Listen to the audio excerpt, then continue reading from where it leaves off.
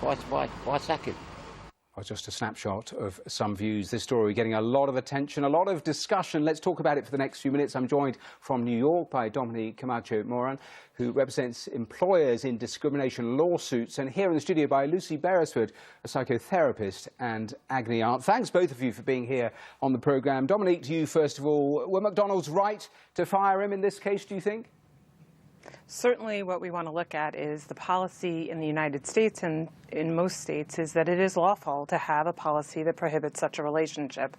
Boards of directors and CEOs and management have to look at the value of that policy. Those policies are drafted typically to prevent the conflict of interest that can either be actual or perceived. So in that sense, the board of directors had to look at what their culture was, they had to look at their policy and evaluate what both the short-term and the long-term impact of his behavior was. Is the key to this, Domenique, the power dynamic? Is that why companies have laws like this or rules like this? Sure. The key is that the conflict of interest that can arise from somebody in a position of power having the ability to give preferential treatment to someone with whom they're romantically involved, or equally to not give treatment, not do something positive for someone who they're not romantically involved with. Again, it's more than the actual conflict. It's about the perception of conflict, not only by those involved in the relationship, but by those who are around that relationship. Let me bring Lucy in, who's here in the studio with me. What do you make of all of this? Well, it's very sad. I can understand the legal perspective, and conflict of interest, particularly the perception of it, is very important. But you can't really legislate for human emotion. None of us can decide who we actually fall in love with. And the problem with a situation where it's very much about the perceived power dynamic is you're basically saying to anyone who's senior in a company, well, you've basically got to be celibate. The higher up the ladder you go in a company, the less chance you're ever going to have of maybe finding a relationship.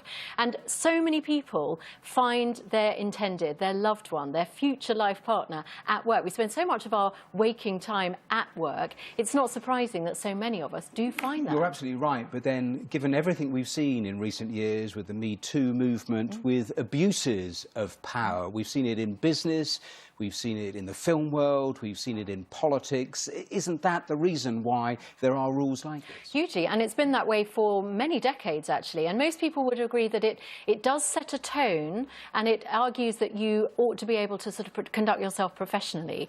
But no matter what the rules are, often people do have crushes, they fancy someone, and somehow if it's forbidden, that might actually make your amour even more attractive. I'll come back to that point in a moment, but Domenique, I was just listening at the various times we're in terms of politics, and we've seen in recent years, this is not the only case. The Intel boss last year also forced to stand down. We saw that US Congresswoman only last week. Do you think we've entered new territory now? Are more American companies getting involved in having very, very strict rules like this? I think the important part is there is certainly the logic of we spend so much time at work that that's where we're going to meet our romantic partners, but there's a price and there's a cost. And so what these policies do is say, look, if you find somebody that you fall in love with, that's fine, but you can't do that in the workplace, and there has to be that separation. The law hasn't really changed a whole lot. I do think organizations are being much more conservative in looking at these situations and making sure that they're being consistent in the application of their policies, trying to make sure that at every level they decide, is this the right policy for us? Has there been a violation of the policy? And then under these circumstances, what does our corporate culture dictate we do to make sure that everybody understands the policy is important and we think the enforcement of that policy is equal, and we're not going to treat people in one level different than we treat people at other levels. If you don't apply the policy across the board, it's really hard to apply it ever. And so that's the key to these conflict of interest policies. The law hasn't really changed, although it has certainly changed in New York and in other places. But the philosophy behind that law, the intent and the business purpose has remained the same. It's really interesting, this case, because Steve Easterbrook, I mean, he oversaw a doubling of share value. So it's a real case, this one, where ethics has trumped profit in one sense. Lucy, just a final question to you, though, because I've heard other companies talking about transparency. That is the key. Leave aside the power dynamic, but the transparency around relationships, and talking about love contracts, that people, if they are involved in any sort of relation, need to make that clear to their employers.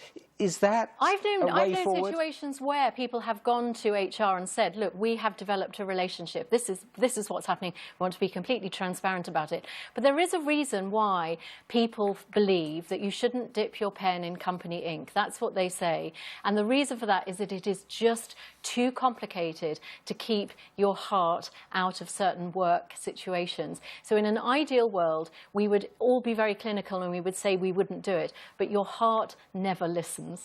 All right, there we have to leave it. Lucy Beresford and Domenique Camacho Moran, thank you very much indeed for joining us on the programme. Thanks so much.